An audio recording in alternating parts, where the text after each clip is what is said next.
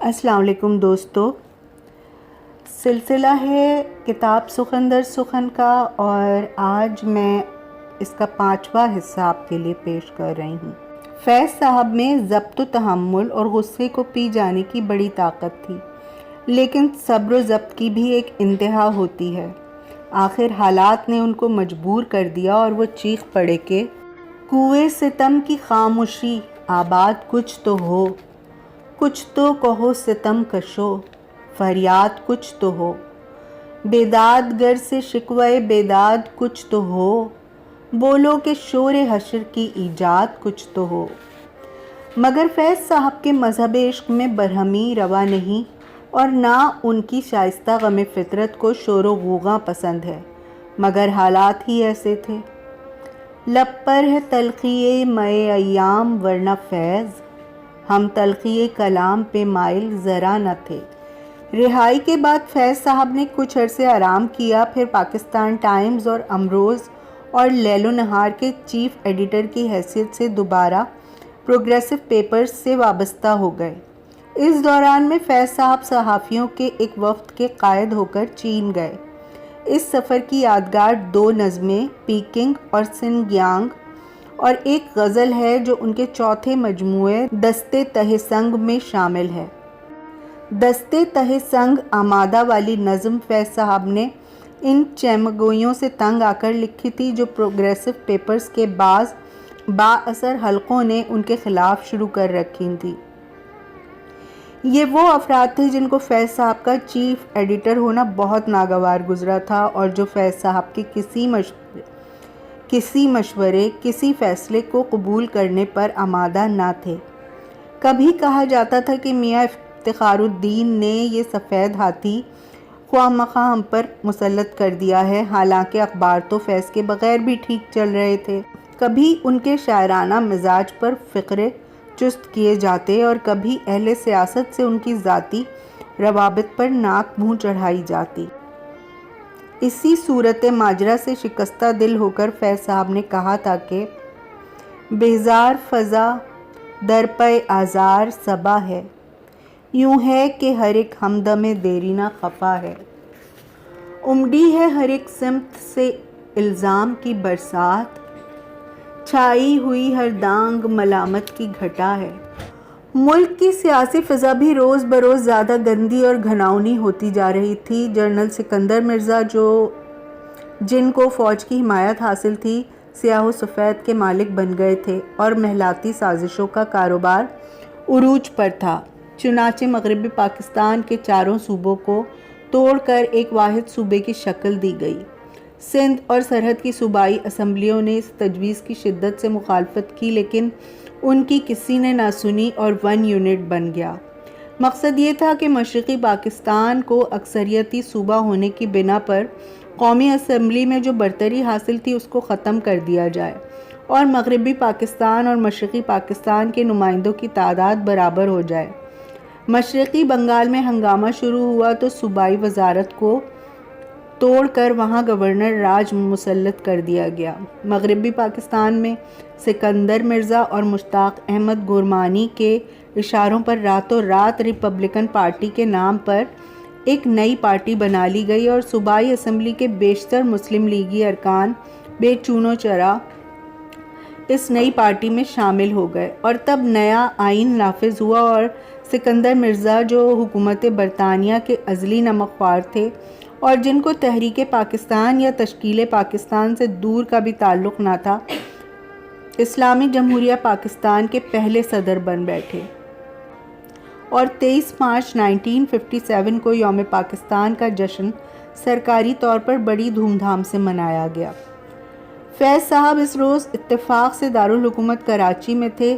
یہیں انہوں نے اس سارے تماشے اور سکندر مرزا کی رعونت و خودسری پر طنز کرتے ہوئے لکھا کہ جنوں کی یاد مناؤ کہ جشن کے دن ہے، صلیب و دار سجاؤ کہ جشن کے دن ہے، تنک مزاج ہے ساقی نہ رنگ میں دیکھو، بھرے جو شیشہ چڑھاؤ کہ جشن کے دن ہے، تمیز رہبر و رہزن کرو نہ آج کے دن، ہر ایک سے ہاتھ ملاؤ کہ جشن کے دن ہے۔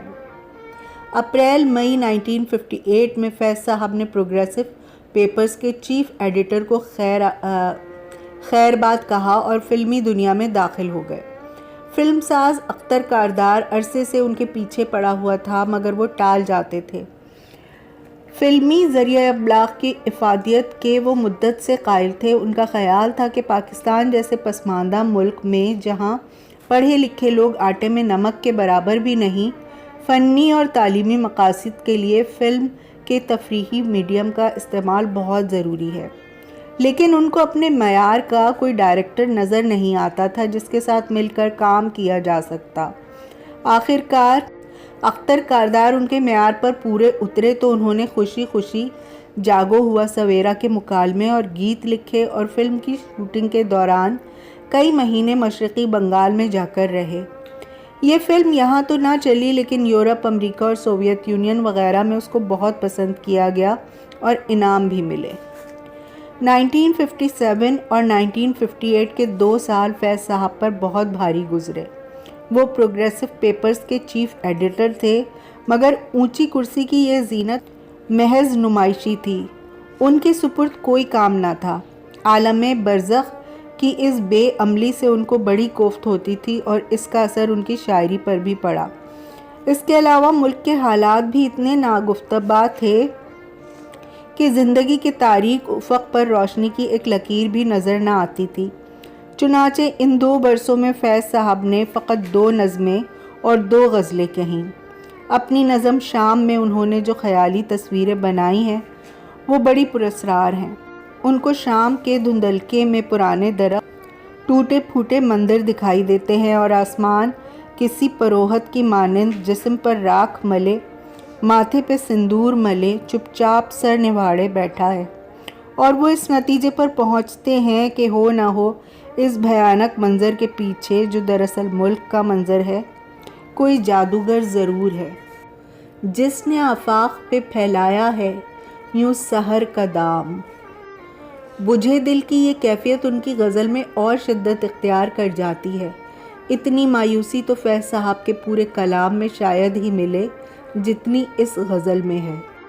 جمے گی کیسے بساتے یاراں کے شیشہ و جام بجھ گئے ہیں، سجے گی کیسے شب نگاراں کہ دل سر شام بجھ گئے ہیں۔ وہ تیرگی ہے رہے بتاں میں، چراغ رخ ہے نہ شمع وعدہ، کرن کوئی آرزو کی لاؤ کہ سب در و بام بجھ گئے ہیں۔ دوسری نظم میں جس کا عنوان تم یہ کہتے ہو اب کوئی چارہ نہیں ہے، فیض صاحب دوستوں سے بڑی حسرت سے مخاطب ہو کر کہتے ہیں: دوستوں کوئے جانا کی نا مہرباں، خاک پر اپنے روشن لہو کی بہار، اب نہ آئے گی کیا اب کھلے گا نہ کیا، اس کف نازنی پہ کوئی لال آزار، اس ہزی خاموشی میں نہ لوٹے گا کیا، شور آواز حق نعرہ گیر و دار۔ فیض صاحب کی یہ حسرت بہت جلد پوری ہو گئی۔ قومی اسمبلی کے انتخابات کی تیاریاں ہو رہی تھیں کہ 7 اور 8 اکتوبر 1958 کی درمیانی رات میں جنرل ایوب خان نے اقتدار پر شبخون مارا اور ملک میں مارشل لا نافذ ہو گیا۔ آئین معطل کر دیا گیا، وزارتیں اور اسمبلیاں توڑ دی گئیں، اخباروں پر سینسرشپ لگ گئی اور شہری آزادیاں یک قلم سلب کر لی گئیں۔ ابھی اس سانحے کو 1 ہفتہ بھی نہ گزرا تھا کہ شور آواز حق سے پہلے ہی ہنگامہ دار و گیر برپا ہو گیا اور تمام افراد جن کا خفیف سا رجحان بھی بائیں بازو کی جانب تھا گرفتار کر لیے گئے۔ فیض صاحب ان دنوں ماسکو میں تھے۔ وہ اور حفیظ جالندھری افرو ایشیائی ادیبوں کی تنظیم کی افتتاحی تقریبات میں شرکت کی غرض سے سوویت یونین گئے تھے۔ پاکستان میں مارشل لاء لگنے کی خبریں سن کر فیض صاحب کو کوئی حیرت نہیں ہوئی کیونکہ فوج کے برسر اقتدار آنے کی افواہیں کئی مہینے سے گرم تھیں اور قومی اسمبلی کے انتخابات کی مخالفت کرنے والے حلقے انتخابات کو رکوانے کے لیے فوج سے برابر ساز باز کر رہے تھے۔ فیض صاحب کو یقین تھا کہ پاکستان جاؤں گا تو میرا بھی وہی حشر ہوگا جو دوسرے ہم خیالوں کا ہوا۔ پھر بھی ان کی حمیت نے وطن سے دور رہنا گوارا نہ کیا۔ وہ پہلے لندن گئے اور لاہور پہنچنے کے دوسرے ہی دن گرفتار کر لیے گئے۔ نومبر کی سنہری سپہر تھی۔ چودھری C.R. اسلم اور ہم لاہور ڈسٹرکٹ جیل کے ہسپتال وارڈ میں کرسی بچھائے بیٹھے باتیں کر رہے تھے کہ ایک اسسٹنٹ سپرنٹینڈنٹ آئے اور کہنے لگے کہ آپ کا ایک مہمان آنے والا ہے، رات کے لیے اس کے کھانے کا بھی بندوبست کر لیجیے گا۔ ہم لوگوں نے مہمان کا نام پوچھا تو وہ مسکراتا ہوا یہ کہہ کر چلا گیا کہ آپ کو تھوڑی دیر میں خود ہی معلوم ہو جائے گا۔ جیل میں کوئی نو گرفتار دوست آتا ہے تو بڑی خوشی ہوتی ہے، مگر ہم لوگ اس سوچ میں پڑ گئے کہ یہ نووارد کون ہو سکتا ہے۔ صبح کے اخبار میں کسی جاننے والے کی گرفتاری کی خبر بھی نہ تھی۔ پھر خیال گزرا کہ ممکن ہے کہ کسی نظر بند نے ہم لوگوں کی طرح ہائی کورٹ میں ہیبیس کارپس کی درخواست دے رکھی ہو اور عدالت میں پیش ہونے آ رہا ہو۔ البتہ یہ فکر بھی تھی کہ جس کوٹری میں ہم دونوں رکھے گئے تھے وہ کسی زمانے میں مردہ خانہ تھی اور اس میں 2 چارپائیوں سے زیادہ کی بالکل گنجائش نہ تھی۔ ہم لوگ نئے مہمان کے لیے چشمے براہ تھے کہ پھاٹک کھلا اور کیا دیکھتے ہیں کہ فیض صاحب سگریٹ پیتے خرامہ چلے آ رہے ہیں اور جیل کا آدھے درجن عملہ ان کے ہمراہ ہے۔ خوب ہنس کر گلے ملے۔ دریافت کرنے پر پتہ چلا کہ ایک دن پہلے ہی لاہور پہنچے تھے۔ یار ابھی پرسوں ہی میں نے کراچی میں 4-5 گھنٹے منظور قادر سے تم لوگوں کی وکالت کی تھی اور میرا خیال تھا کہ میں نے ان کو قائل کر لیا ہے۔ مجھ کو کراچی میں گرفتار نہیں کیا گیا تو میں سمجھا کہ اب کہ ہماری باری نہیں آئے گی۔ خیر کوئی مذائقہ نہیں، اچھے دن گزریں گے۔ فیض صاحب لوہے کے 2 بڑے بڑے بکس بھی ساتھ لائے تھے۔ ہم لوگوں نے کہا یوں لگتا ہے گویا آپ یہاں مستقل سکونت اختیار کرنے آئے ہیں۔ کہنے لگے ان میں کتابیں ہیں، باہر سنجیدگی سے جم کر پڑھنے کی نوبت ہی نہیں آتی۔ اب موقع ملا ہے تو ارادہ ہے کہ کئی سال کی کسر پوری کر لوں۔ مردہ خانے میں 3 زندہ قیدیوں کی گنجائش نہ تھی، لہٰذا سپرنٹینڈنٹ جیل نے B کلاس وارڈ ہمارے لیے خالی کروایا اور اخلاقی قیدیوں کو کسی دوسرے وارڈ میں منتقل کر دیا۔ رفتہ رفتہ ہماری جگہ بھرنے لگی۔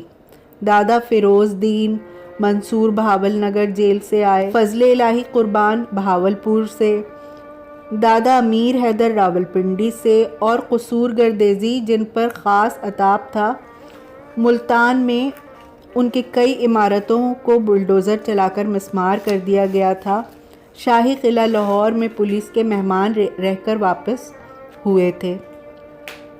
فیض صاحب کی طبیعت میں گھبراہٹ یا جلد بازی بالکل نہیں تھی۔ وہ آہستہ چلتے تھے، آہستہ بولتے تھے اور ہر کام سکون اور آرام سے مگر وقت پر کرنے کے قائل تھے۔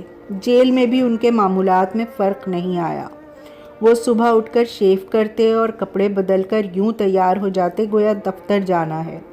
اخبار سے فارغ ہوئے تو کتاب لے کر دھوپ میں بیٹھ گئے۔ 11 بجے کے قریب چائے یا کافی کا دور چلا۔ 1:30-2 بجے کھانے سے فارغ ہو کر تھوڑی دیر آرام کرتے۔ سپہر کی چائے کے بعد ٹہلنے کا پروگرام بنتا اور اندھیرا ہونے تک احاطے میں ٹہلتے رہتے، کبھی تنہا کبھی دوسروں کے ہمراہ۔ رات کے وقت وہ عموماً دیر تک پڑھتے۔ فیض صاحب کو دادا فیروز دین منصور کی گرفتاری کا بہت رنج تھا۔ دادا منصور جوانی میں ہجرت تحریک میں شامل ہو کر کابل گئے تھے۔ انہوں نے اور ان کے ہجرت کے ساتھی فضل الہی قربان نے کابل اور سوویت یونین کے سفر کی جو رودات سنائی وہ کسی ناول کی کہانی سے کم دلچسپ نہ تھی۔ وہ بیان کرتے تھے کہ امیر امان اللہ خان نے 1922 میں انگریزوں سے صلح کر لی تو ہجرت کی تحریک بھیگے بتاشے کی طرح بیٹھ گئی۔ امان اللہ خان نے مہاجرین سے آنکھیں پھیر لی اور مصر ہوئے کہ مہاجرین افغانستان سے اپنا ڈیرا اٹھائیں اور جہاں جی چاہے چلے جائیں۔ لہٰذا مہاجروں کا ایک قافلہ کمال اتاترک کی جدوجہد میں شرکت کی غرض سے روسی ترکستان کی راہ سے ترکی جانے کے لیے پیدل روانہ ہوا۔ دادا منصور دمے کے دائمی مریض تھے۔ بہاول نگر جیل میں ان کی صحت اور گر گئی تھی اور جب وہ بہاول نگر سے لاہور آئے تو پہچانے نہیں جاتے تھے۔ ان کی دوا اور خوراک کا خاص خیال کیا جاتا تھا، مگر جیل کے ڈاکٹر نے ایک دن فیض صاحب کو چپکے سے بتا دیا کہ دادا منصور اب چند دنوں کے مہمان ہیں۔ فیض صاحب سناٹے میں آ گئے۔ ان کو یہ اندازہ تو تھا کہ دادا منصور بہت بیمار ہیں، مگر وہ یہ نہیں سمجھتے تھے کہ موت دروازے پر دستک دے رہی ہے۔ فیض صاحب نے ڈاکٹر سے کہا کہ آپ حکومت پر زور دیں کہ منصور کو رہا کر دیا جائے، مگر ڈاکٹر کی کیا مجال تھی جو مارشل لاء والوں سے کسی سیاسی قیدی کی رہائی کی سفارش کرتا۔ البتہ اس کی تشخیص صحیح نکلی۔ دادا منصور فروری 1959 میں رہا ہوئے اور جون میں وفات پا گئے۔ فیض صاحب شیخو پورہ میں ان کے جنازے میں شریک تھے۔ جنازے میں CID والے بھی موجود تھے۔ ان کو دیکھ کر فیض صاحب بولے کہ آج ایک فائل ہمیشہ کے لیے بند ہو جائے گی، البتہ شاید کچھ نئے فائل کھل جائیں۔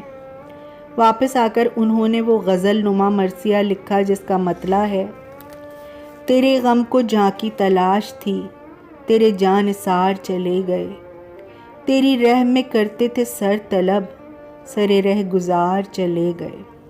اور آخری شعر میں دادا منصور کی قید و بند اور CID کی نگرانیوں اور خفیہ رپورٹوں کی جانب اشارہ کرتے ہوئے کہا تھا کہ نہ رہا جنون رخ و وفا، یہ رسن یہ دار کرو گے کیا، جنہیں جرم میں عشق پہ ناز تھا وہ گناہ گار چلے گئے۔